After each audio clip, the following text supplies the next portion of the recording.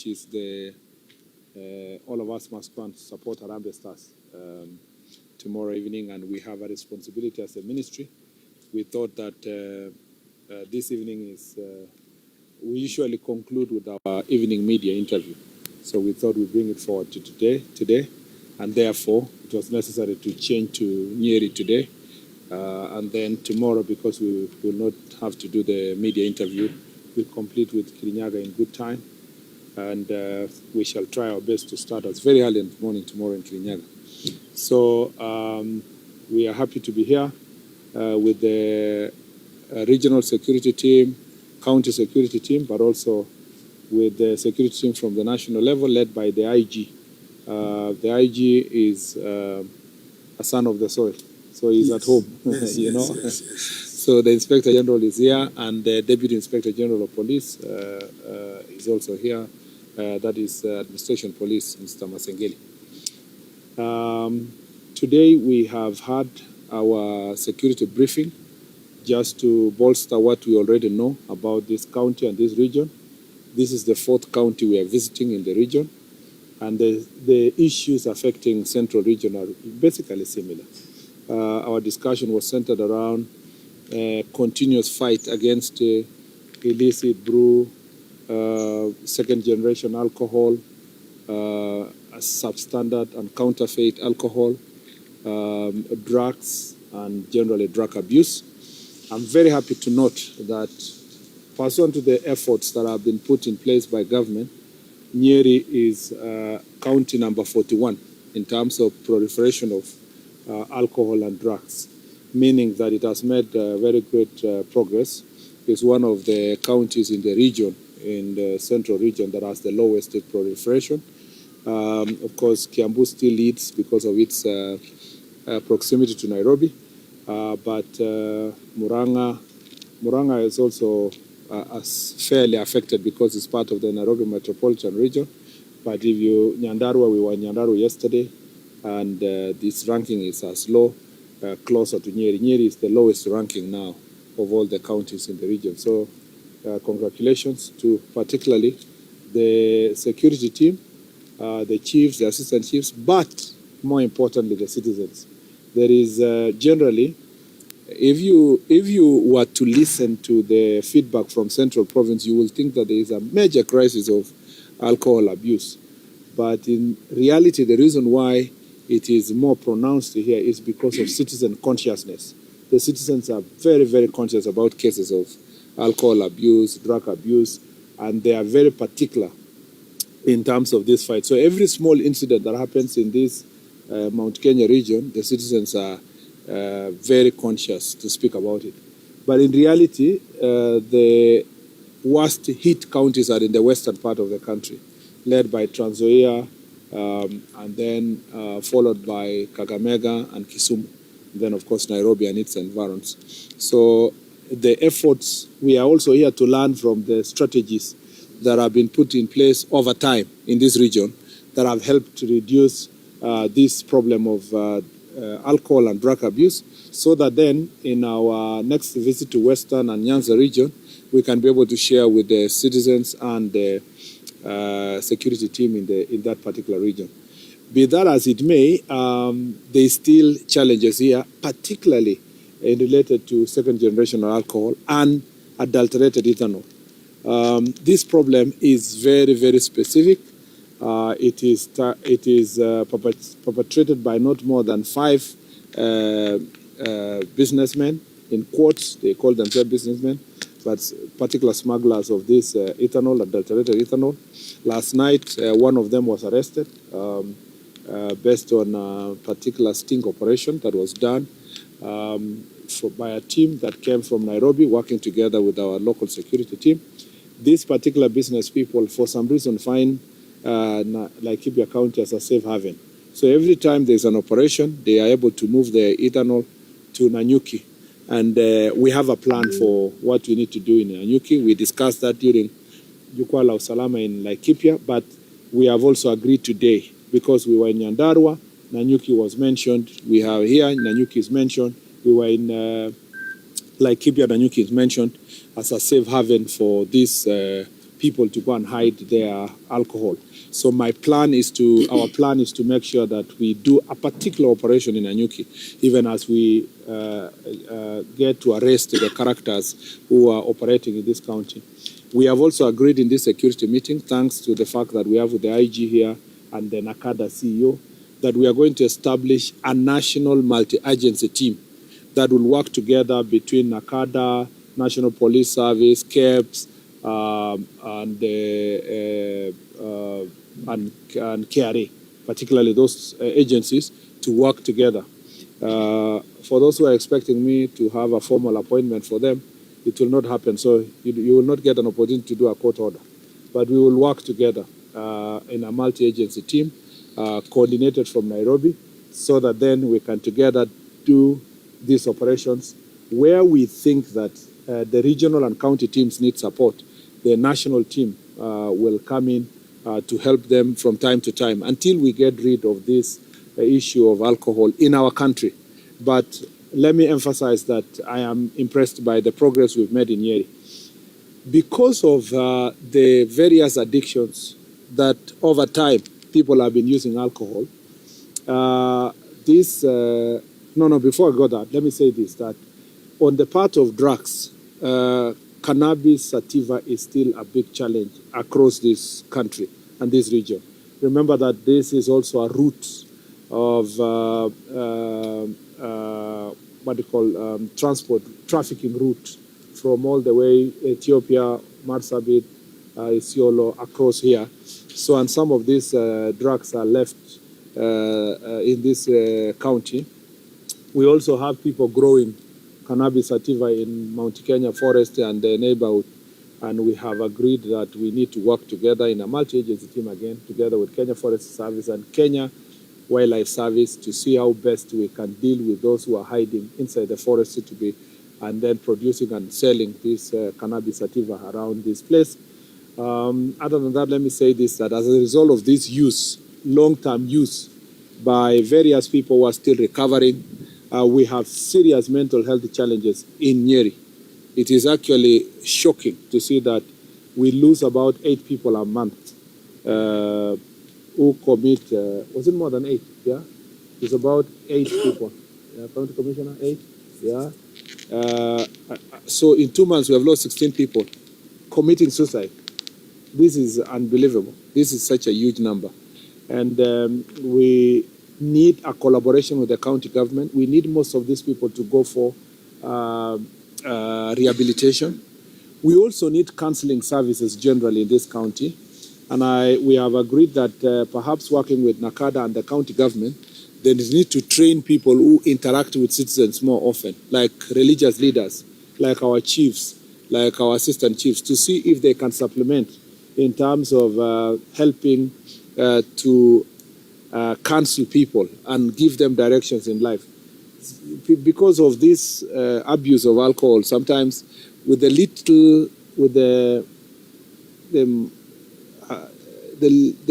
least provocation, you find someone committing suicide. Just a small problem, then they commit suicide. We've also realized that of those people committing suicide, almost 70% are men, which is a serious social issue. This issue it's not just law enforcement issue. It requires a whole society approach to see how best we can be able to deal with the challenges that people have. It's not one of the poorest counties, so you cannot attribute it to poverty. So there are more other society challenges that is putting people under pressure. We also have in this county a huge population of students in the universities and colleges. And part of the reasons why we have said that as a county security team, and particularly sub-county security team, they need to incorporate the dean of students in the universities and colleges and their student leaders in their security meetings for purpose of strategy to deal with also this issue of drug menace and various targeted supplies for alcohol, particularly weekends, where some of this ethanol and some of this adulterated alcohol is transported from Nairobi over the weekend to come and hurt many of the students and residents of this area because of various events that take place. This is a fairly closer to Nanyuki. Nanyuki is considered a getaway town. And so part of Nyeri, as you move from Nyeri town towards Kieni, as you walk towards Nanyuki, is full of parties, especially around this town and across. And we don't want people to take advantage of our residents of this area. The other security challenge we have in this county that we have discussed is questions about misuse of young people for political gain, use of gangs, trying to revive sects.